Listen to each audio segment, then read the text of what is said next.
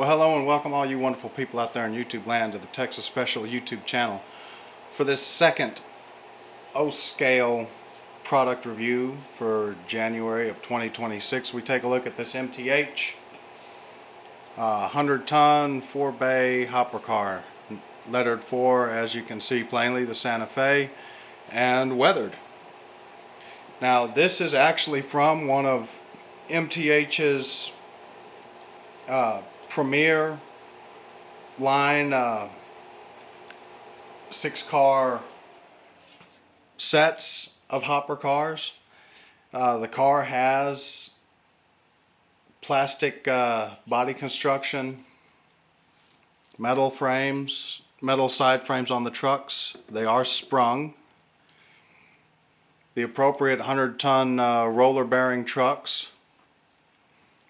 Clearly legible weight and capacity information. All of the lettering and decaling on this thing is very nicely done, even down to the hopper car classification decal right there.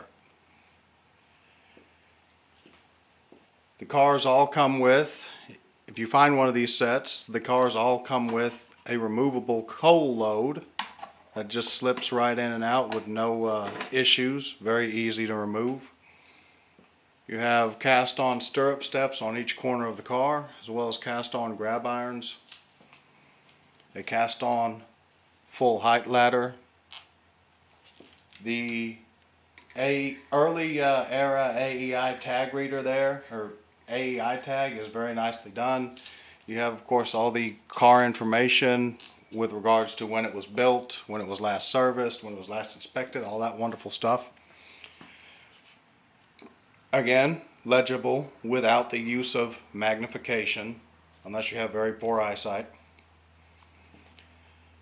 Looking at the B end of this car, you see the separately applied handbrake wheel, the brake chain, the rod that leads down to the brake mechanical brake apparatus. You can see, if you look down in there, there is an emergency and service reservoir with requisite piping leading to the triple valve. And back in here, it's kind of hard to see, but right back there, where the tip of my screwdriver is, you actually have an air brake cylinder. So, we look at the underside of this thing, and you can see how easily the thing tips over. You see the door hinging and detailing on the bottom of this thing for each of the four. From the side, it's 4 bays.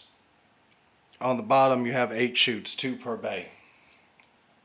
And you have the center sill of the car visible here. The car does have truck-mounted operating magnetic knuckle couplers. They are the thumbtack style knuckle couplers.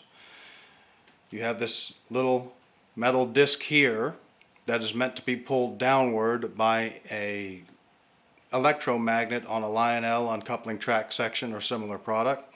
If you do not have a Lionel uncoupling track section or similar product, no worries.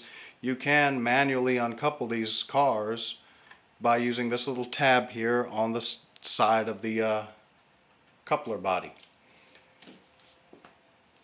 Couplers, wheels, and truck side frames are metal.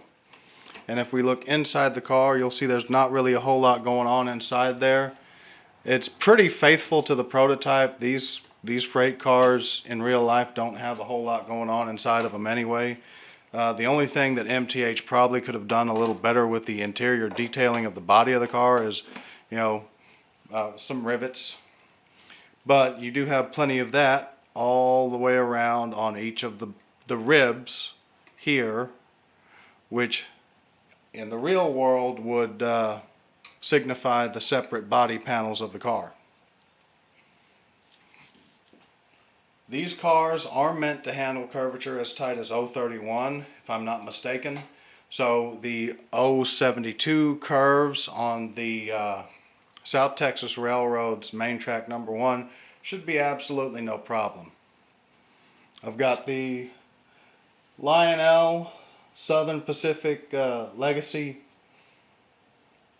SD40-2 tunnel motor on the railroad, and a nice 10-car manifest freight train, including these. That's 10 cars, including these two MTH hoppers that I have possession of. And we will see how this guy does, this guy and the other car along with it.